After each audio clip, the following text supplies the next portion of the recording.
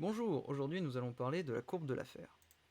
Alors, Arthur Laffer, c'est ce petit monsieur, économiste libéral de l'école de Yale.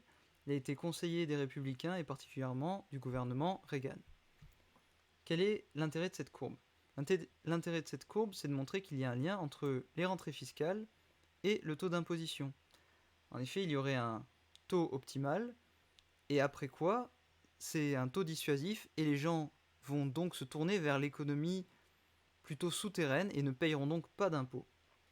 Alors, cette courbe a été inventée, entre guillemets, popularisée en 1981 lors de l'amendement numéro 13 de l'administration Reagan qui visait à diminuer les impôts.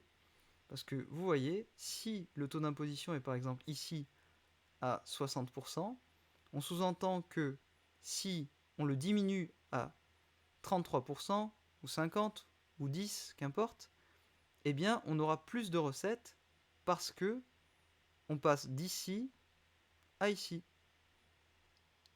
Ainsi, l'affaire a su jouer en com et a sorti que trop d'impôts tue l'impôt, tout simplement. Alors cette idée, elle n'est pas nouvelle.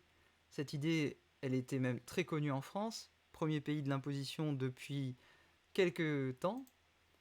Et on a eu le ministre de l'Intendance et des Finances de la France, qui était Colbert, qui avait sorti cette magnifique phrase disant que l'art de l'imposition consiste à plumer une loi pour obtenir le plus possible de plumes avec le moins de cris possible.